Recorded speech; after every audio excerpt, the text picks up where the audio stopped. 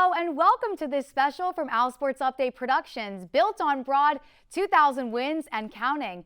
This season was a special one where Temple became the 6th team to break the 2,000 win plateau. We thought this was a great time to take a look back at one of the nation's most successful college basketball programs. Over the next 30 minutes, we'll take a look at this long tradition of greatness that is Temple basketball. We'll look back at win number 2,000, rewind to the early years at the start of the 1900s. We'll hear from some of the great coaches, including Fran Dunphy and Adam Fisher, not to mention hearing from some of the great Temple alum. Former Strategic Communications head man Larry Dougherty will pay us a visit. He saw firsthand more than 400 Temple wins during his 2+ decades on North Broad. And we will finish our show talking about a pretty successful Temple father-son combo. To start things off, we go back to the reason for this special, win number 2,000 on December 18th. It was a close one and a memorable one against Davidson out of the A-10. You know Temple was hoping to get this milestone win in front of a home crowd.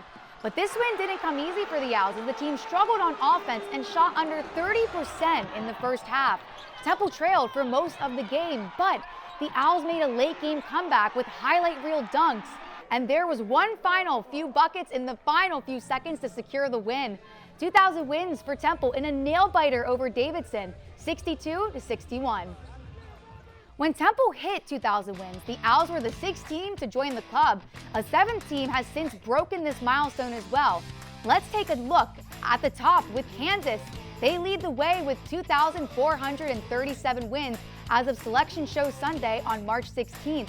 Kentucky trails closely with 2,405 wins, and North Carolina on its heels with 2,394. Duke is at number 4, followed by UCLA. Temple now checks in at 2,010, along with Syracuse as the most recent teams to break the 2,000 win plateau. 2,000 wins came on December 18th as mentioned, but the actual celebration came more than a month later. Our own Sarah Witten is at the studio set to explain. Hi, Sarah. Natalie, once Temple got win number 2,000, it was time to plan a game day party. This celebration on February 1st included former players, fans, and family from many different decades with a laundry list of memories. Temple basketball had a chance to throw a party, about 129 years in the making. Students, alumni, and fans came together back on February 1st to celebrate rare air. 2,000 program wins and counting for the Owls. 2,000 wins? 6 people, 6 programs, that's it. So Coach Chaney will be proud. He'd be crying tears, I know. The Owls faced East Carolina on this day, and the overtime win seemed appropriate in keeping the crowd on the edge of its seats. But this day wasn't to celebrate one win, but rather all 2,000 wins for a program that started in the late 1800s. At halftime, former players spanning several generations were honored on the court, showing off the program's rich history. You know, today is a tremendous day for us to come back and to be celebrated. On this day in all, there were 22 total alum in attendance, the oldest graduating in 1965 and the youngest in 2023. Seeing guys come back, knowing that there's a lot of us who had an opportunity to participate in part of Temple's history is a great thing.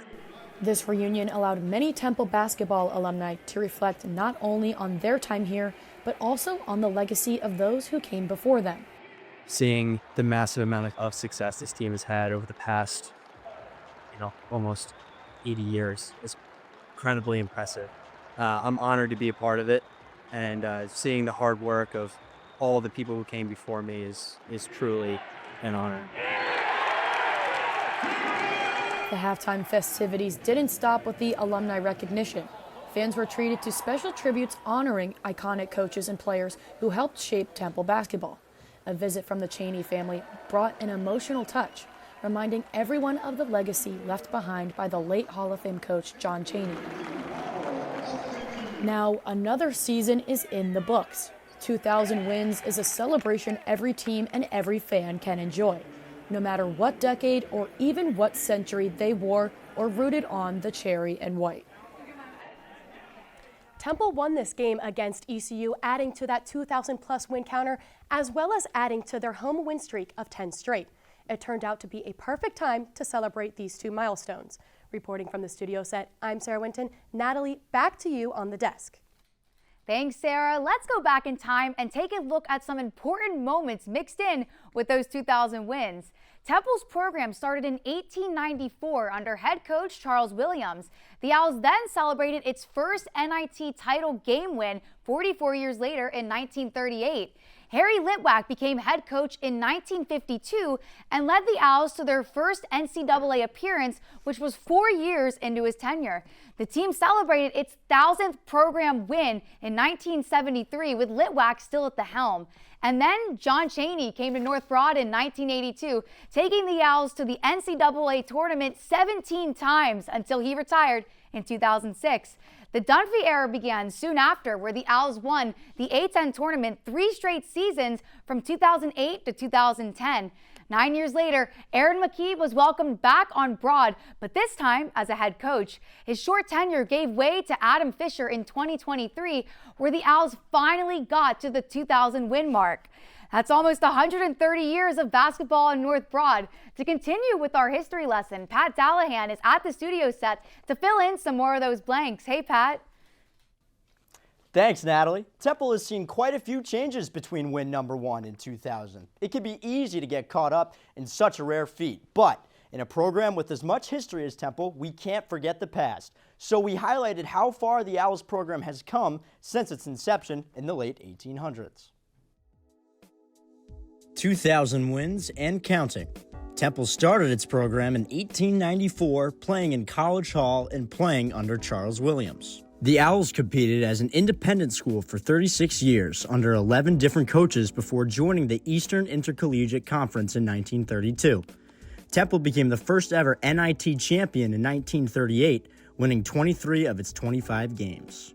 It took 49 years for Temple to win its 500th game, with Josh Cody at the helm in 1943. The program took off in 1952 under the first of 2 Hall of Fame coaches. Harry Litwack won games number 700, 800, and 900 during his 21 years on the bench. Under Litwack, the Owls won 373 games and made it to 2 Final Fours with help from its legendary backcourt of Guy Rogers and Hal Lear. Temple basketball became a national power in 1982 when the Owls brought on John Chaney. Temple won 516 games under Chaney during his 24 years on the bench. It included 17 trips to the NCAA tournament, along with 5 Elite 8 trips and a number 1 national ranking during the 1987-88 season.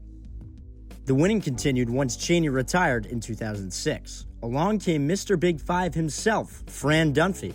The Owls won games number 1700, 1800, and 1900 during Dunphy's 13 years on the bench. He also took Temple to its last NCAA tournament in 2019. This brings Temple basketball to the present day under Adam Fisher. 129 years of basketball with hundreds of memories, along with 2,000-plus wins.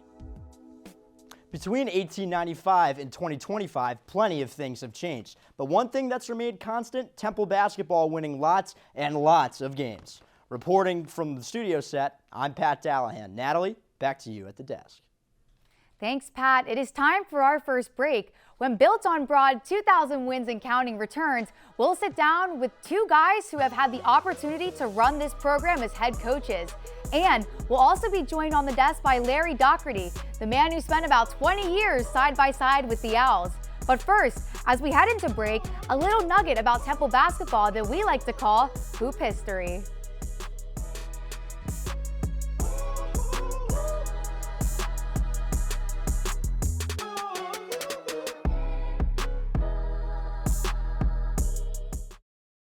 Favorite times for me would be the times that we would be at practice. And of course, many people don't know that we would have to be in the gym on the floor ready to go at 5 a.m. And so those were the times that we're trying, but those are things that set us up for life. So just the many days, the many weeks, the many months that he would make us do that. And there's times that is not present today. So that was a part of structure. So those were the moments that I recall, just being able to get up in the morning, be where I needed to be, read where we needed to be in preparation for a successful day, a successful game, a successful season. Welcome back to Built on Broad, 2,000 wins and counting. When Darren Pearsall just said he made us do it, he's talking about Hall of Fame head coach John Chaney and his 5 a.m. practices. Chaney passed away at the age of 89 in 2021. There is no question Chaney is the best known and most successful coach at Temple. But he's part of a long list of coaches who have added to this 2,000 win program that includes Hall of Fame coach Fran Dunphy and current coach Adam Fisher. I think men's basketball has had a rich tradition. Coach Harry Litwack and Coach John Chaney obviously are Hall of Famers and right at the top of the class of Philadelphia basketball when you think about it. So I think it's really important for the city, all of us, and now we're 6 strong. You know, you look at the banners in the Liacouras Center and all the great players that have come before, all the amazing coaches that were prior to me. It gave me goosebumps being from this area, being like, wow, I get to be the head coach at Temple. Like, it's awesome.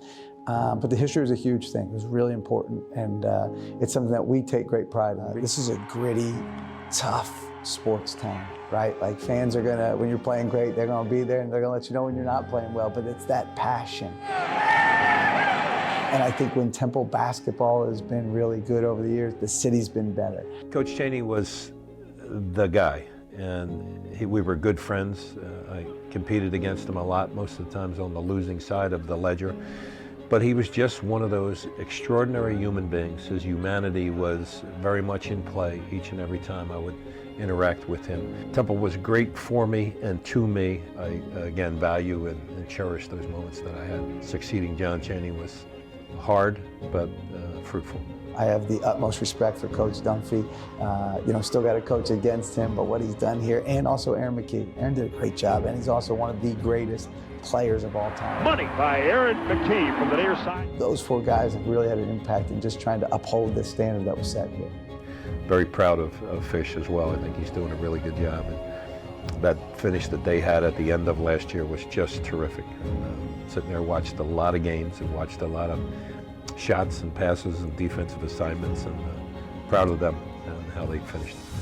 Temple Tough is advancing to the American final. Very grateful to be a part of it. I appreciate that Temple gave me that opportunity. I was there for, I guess, 16 years, 13 as the head coach, and I hung on and did a little bit of the AD position as well. Just grateful for my time there. I think it's really an important piece to Philadelphia, and I want it to be as good as it can be. If you're coaching at this level, you understand the history of Temple basketball and all the great players, like I said, that came before me.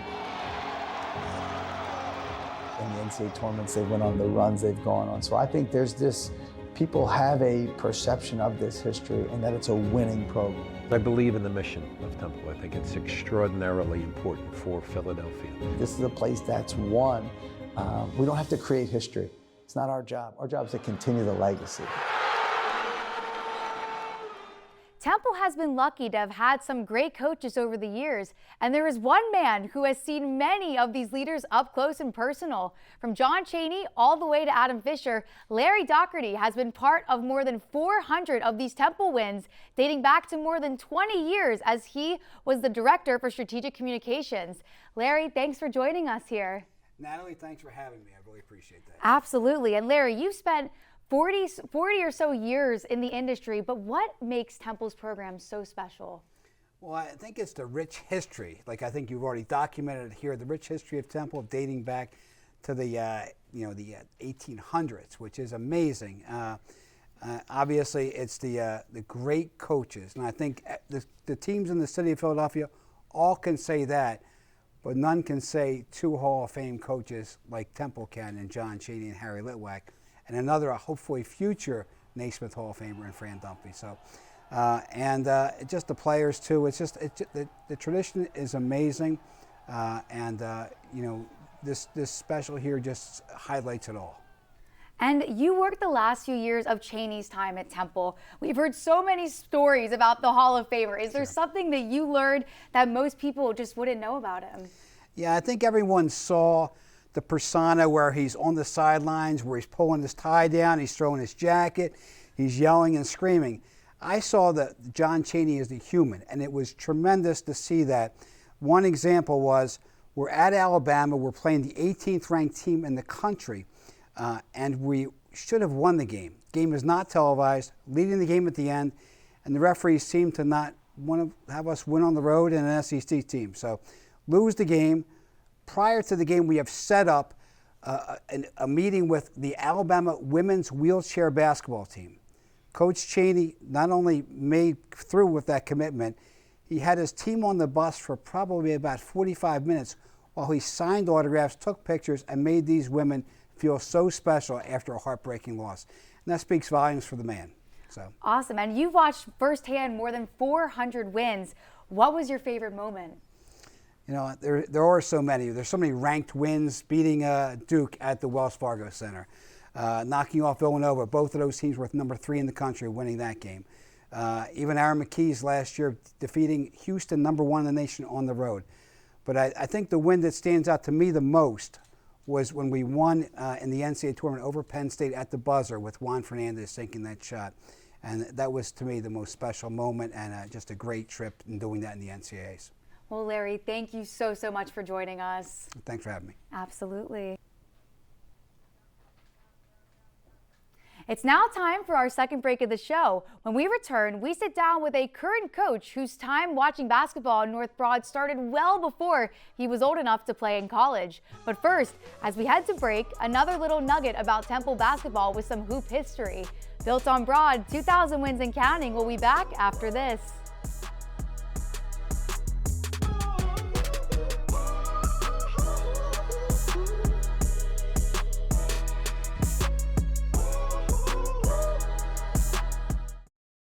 Well, my favorite memory as being a Temple Owl was actually my freshman year, where we struggled a little bit and we were able to bring things together and not only get to the NCAA tournament, but I got the opportunity to play in the Elite Eight, which is one step away from a Final Four. So that's one of my fondest memories of being a Temple Owl. Welcome back to Built on Broad, 2,000 wins and counting. There is one Temple coach who has seen a lifetime of Temple basketball. Assistant coach Chris Clark watched Temple games as a kid. He played for 2 of Temple's all-time great coaches, and he's also coached along some of the great ones as well. Philadelphia is Temple, Temple is Philadelphia. Chris Clark has been around Temple basketball ever since he can remember. First, as a young fan, just blocks away from main campus growing up at 8th and Diamond. Then, as a player, and now as an assistant coach. You know, I remember coming to games when I was, 8, 9 years old. Just growing up in this community, Temple was, a place of hope for a lot of young kids that, had dreams of playing. This makes Clark a pretty unique figure among the Temple greats. He played for both John Chaney and Fran Dunphy. Coach Chaney used to always talk about discipline as the highest form of intelligence, right? If you could be a disciplined person, then you got a chance of, being successful. Coach Dunphy, a lot of his lessons were about the team, right? One of his favorite sayings is, it's not about you, it's about the team. Clark was a point guard from 2004 to 2008. He was a team captain in his senior season when he led the Owls in three-point percentage. And he was named the Big 5 most improved player that same year. My senior year, we won the Atlantic 10 championship. That was in 2008. That was a special moment. But Clark's biggest impact likely comes from his coaching days, which started in 2015. First as a video coordinator, and then promoted to assistant coach under then head coach Fran Dunphy in 2016. You thought that he just came into practice every day just wanting to yell at you and scream at you, right? But it's so much more that goes into coaching and running a program.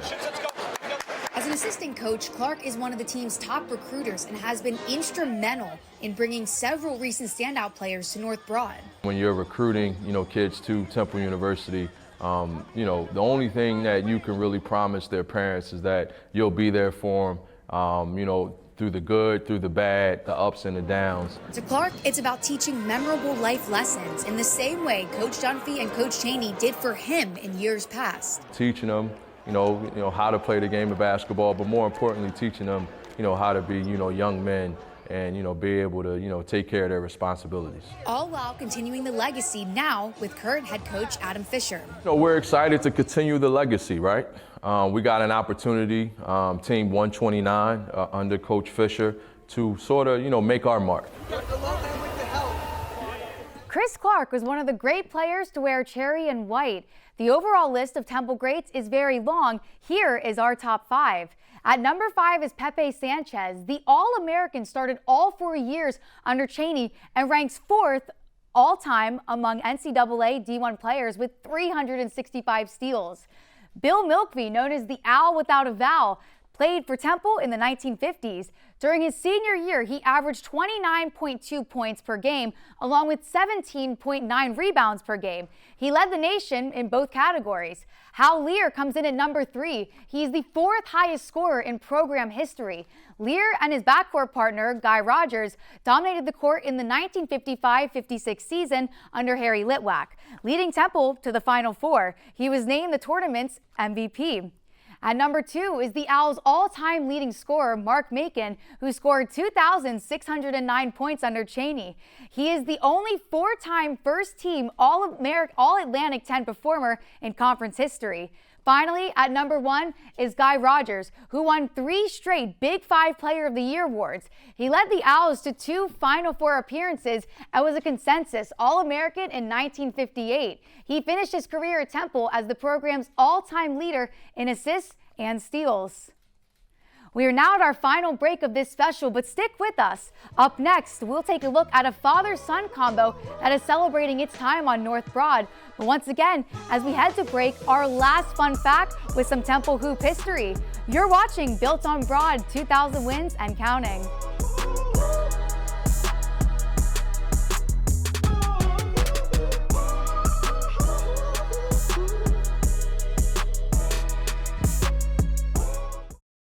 My favorite memory was the day that I got my scholarship. We were coming out to practice, and Coach had kind of held me back, and he told me he was going to make me our representative for the pack. And then he came out, and all my teammates were out there. They were ready to surprise me. We had a message on the Jumbotron saying that I got a scholarship. And Coach told me afterwards that he really appreciated how every day I came in and I was unselfish. And that's why I was able to get that reward. And it just meant a lot to me, knowing, coming from a guy like that, to be able to earn his respect. It just means a lot. Welcome back. It might sound like a cliche to say that Temple men's basketball is a family affair, but we have the family tree to prove it. Our own Sam Cavone is live at the studio set to explain. Hi, Sam. Yes, Natalie, Temple has had multiple father-son combos throughout the years, and Levan and Shiz Alston, Derek and Dylan Batty, among others. But in this 2024-2025 season, there was a unique legacy that entered the Liacouras Center, one that started more than 600 miles away. The Mashburn legacy has existed for 35 years, making its latest stop on North Broad.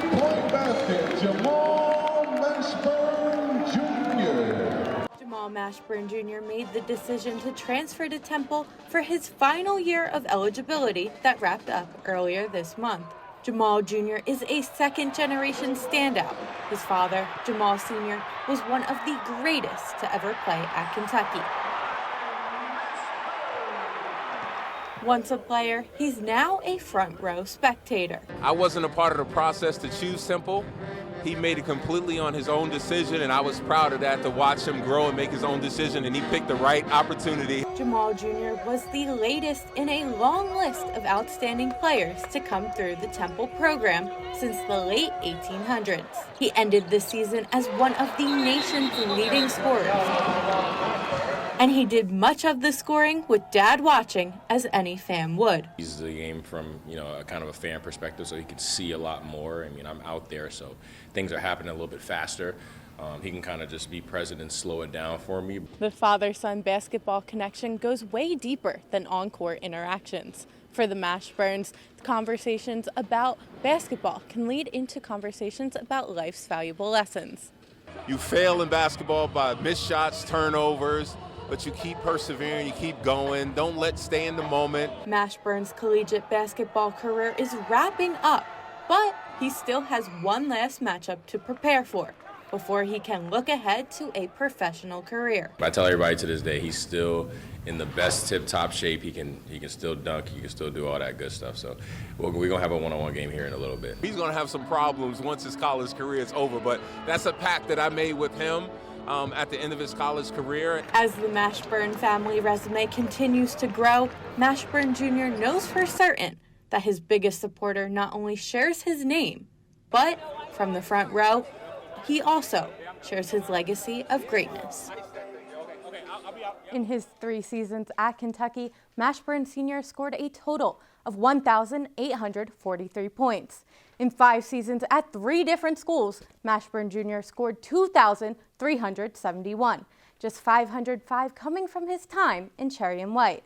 That's all I have reporting from the studio set. I'm Sam Cavone. Natalie, back to you at the desk. Thanks, Sam. That will do it for our special Built on Broad 2,000 Wins and Counting. I want to send a shout out to our senior producer, Kylie Haberstroh. This production included more than 6 months of her hard work in the making.